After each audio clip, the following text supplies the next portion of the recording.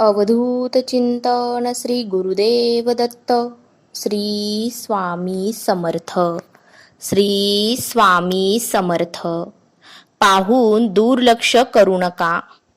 आज स्वामी तुम्हाला काही सांगू इच्छित आहे. कृपया हा संदेश शेवटपर्यंत ऐकावे अशी स्वामींची आज्ञा आहे. स्वामी भक्ता हो, पुन्हा एकदा तुमचे आपल्या चॅनलवर मनापासून स्वागत. स्वामी, सुरुवात शेवट तुम्हीच असता, सुखाला काही अंत नाही. तुम्ही आहात ना स्वामी पाठीशी, मग कशाचीही खंत नाही. स्वामी म्हणतात, कौतुकाचा सोहळा तोपर्यंत साजरा केला जातो जोपर्यंत तुमची गरज असते. एकदा का गरज संपली की वेळात वेळ काढून निंदेची खिरापत घरोघरी वाटली जाते. स्वामी भक्ता हो, आज पुन्हा एकदा तुमच्यासाठी नवीन स्वामी संदेश घेऊन आलेली आहे, जो ऐकल्यानंतर तुम्हाला एक प्रेरणा मिळणार आहे. थकलेल्या मनाला आणि दुःख असणाऱ्या जीवाला एक उभारी देण्याचं काम हे स्वामी संदेश करत असतात. आणि स्वामी संदेश ऐकल्यानंतर त्या पद्धतीने जर आपण जगण्याचा प्रयत्न केला तर निश्चितच मार्ग सापडतो. हे 100% खरं आहे. कारण जो स्वामींचा झाला त्याला सुख काय आणि दुःख काय या दोन्ही गोष्टींमध्ये स्थैर्य लागतं.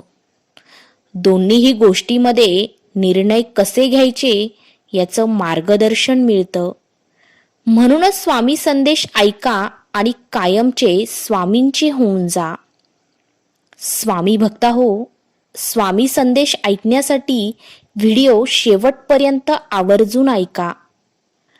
चला जाणून घेऊया स्वामी आपल्या भक्तांना काय सांगत आहे.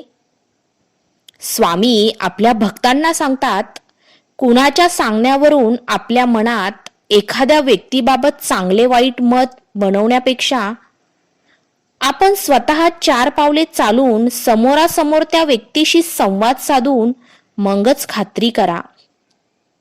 बाळांनो, नाती जपण्यासाठी संवाद आवश्यक आहे. बोलताना शब्दाची उंची वाढवा, आवाजाची उंची नाही.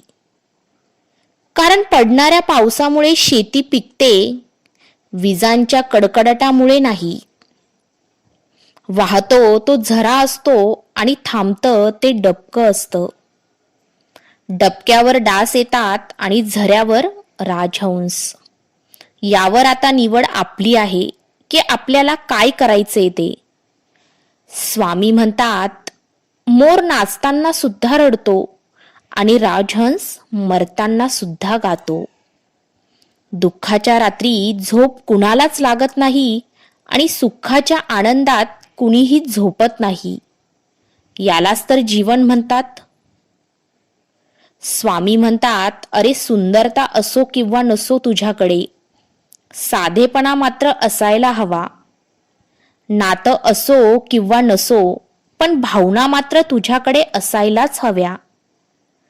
कोणाशी भेट हो किंवा ना हो, पण त्या व्यक्तीची ओढ मात्र तुझ्याकडे असायलाच हवी.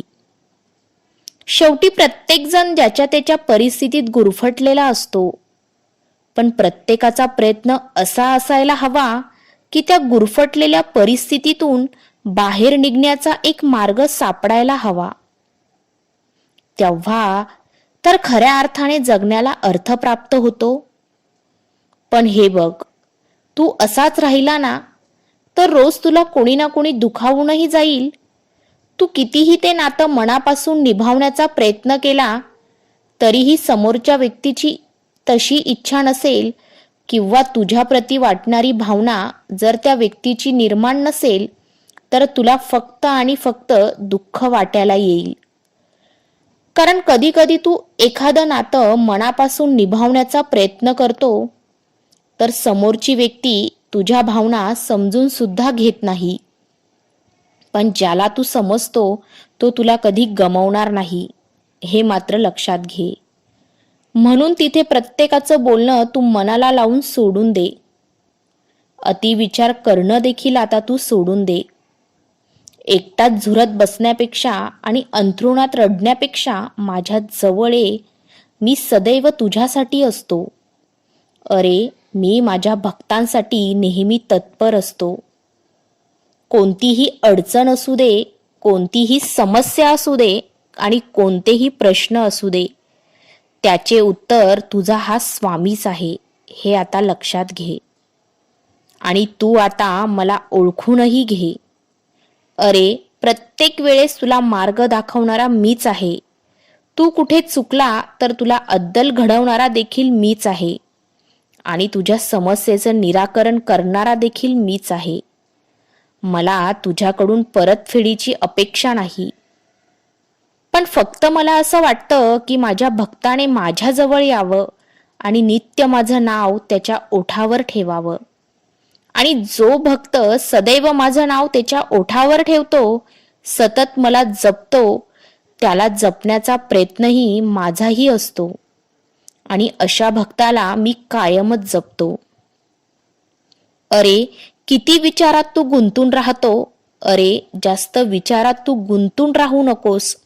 ज्या गोष्टीच्या मागे मागे तू सतत धावत असतोस ना, ते जरा आता थांबव.